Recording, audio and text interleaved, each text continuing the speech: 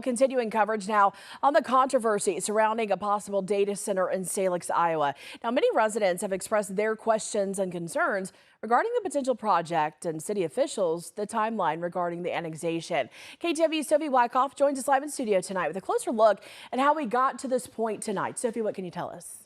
Yeah, Jessica, lots of confusion, questions, and debate have surrounded the 900 acres of annexed land in Salix. But at last night's Salix City Council meeting, the Salix Mayor, Kevin Nelson, hoped his timeline would clear up some of that confusion. Mayor Nelson presented this timeline of the 2026 voluntary annexation process of the 900 acres. It begins in late January and early February when Mid-American informed the Salix Council that site analysis was taking place. Then March 12th, the landowners turned in their voluntary annexation paperwork. The next day, March 13th, Salix City Council sent copies of that to the Woodbury County supervisors as required by the state law. A month later, on April 8th, the Salix City Council held the public hearing on the annexation request, and it passed. 2 weeks later, April 23rd, the Iowa Secretary of State confirmed the paperwork, making the annexation official.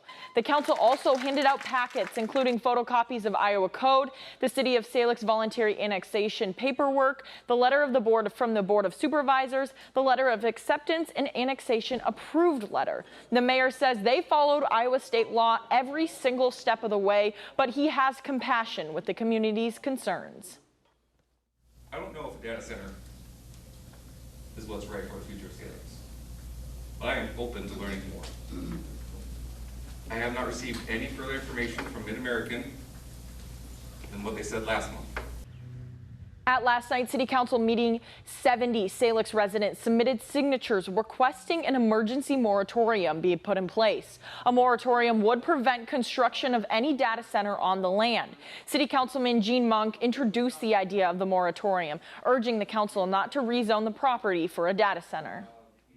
Motion for a moratorium. And if I don't have a second, at least I stated my facts. So.